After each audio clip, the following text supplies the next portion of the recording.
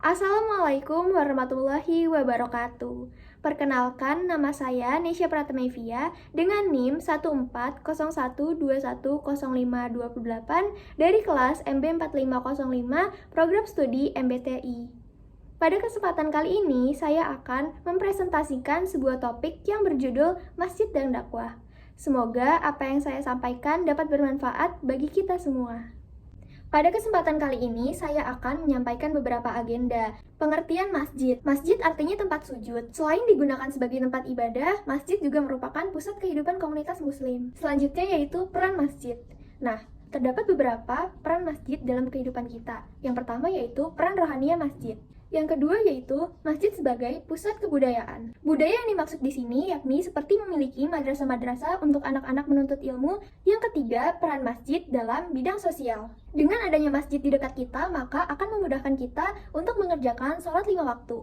Yang keempat, peran masjid dalam bidang politik. Sesungguhnya, politik yang diterapkan Islam adalah politik untuk menyeru manusia agar mereka dapat berserah diri secara mutlak kepada Allah. Selanjutnya yaitu fungsi masjid. Yang pertama, sebagai tempat beribadah. Sesuai dengan namanya, masjid adalah tempat untuk sujud, maka fungsi utamanya yaitu tempat untuk sholat. Yang kedua yaitu tempat menuntut ilmu. Yang ketiga yaitu tempat pembinaan jemaah. Dengan adanya umat Islam di sekitarnya, maka masjid berperan dalam mengkoordinir mereka. Yang keempat yaitu pusat dakwah dan kebudayaan. Yang kelima yaitu pusat kaderisasi umat. Selanjutnya yaitu ruang lingkup masjid. Yang pertama, keberadaan masjid.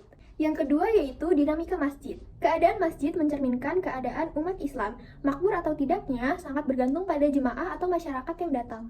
Yang ketiga yaitu problematika masjid. Yang keempat, mengatasi problematika masjid. Yang kelima yaitu memelihara citra masjid yang terpikul seluruhnya pada pundak umat Islam. Selanjutnya yaitu pengertian dakwah.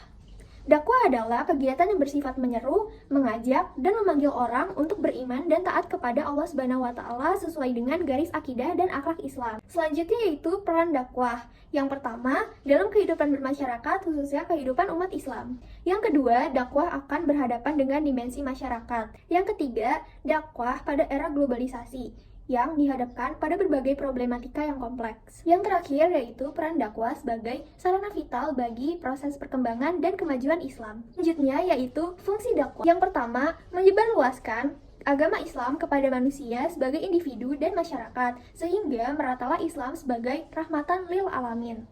Yang kedua, melestarikan nilai-nilai Islam dari generasi ke generasi kaum muslimin berikutnya. Yang ketiga, meluruskan akhlak yang bengkok, mencegah kemungkaran, dan mengeluarkan manusia dari kegelapan rohani. Selanjutnya yaitu ruang lingkup dakwah. Yang pertama, materi dakwah atau mada al-dakwah. Yang kedua, dakwah atau da'i. Yang keempat yaitu objek dakwah atau mad'u. Yang kelima yaitu metode dakwah atau thoriqah al-dakwah. Yang keenam, media dakwah atau wasilah al-dakwah. Yang ketujuh yaitu tujuan dakwah atau maqasid al-dakwah. Selanjutnya yaitu manajemen dakwah. Selanjutnya yaitu macam-macam dakwah.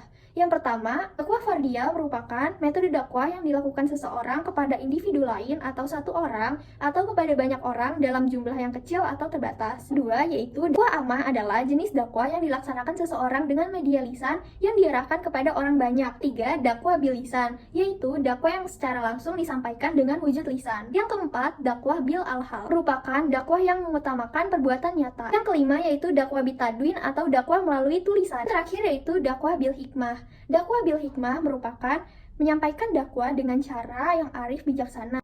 Di era sekarang, umat muslim harus memiliki konsep manajemen masjid dan dakwah yang baik. Karena untuk meningkatkan upaya pengelolaan secara profesional dan mempererat ukhuwah Islamiyah dan konsep yang bisa diterima oleh generasi saat ini, sehingga tidak menimbulkan kejenuhan dan kebosanan bagi umat muslim. Demikian presentasi yang dapat saya sampaikan. Mohon maaf apabila ada kata-kata yang kurang berkenan. Terima kasih. Wassalamualaikum warahmatullahi wabarakatuh.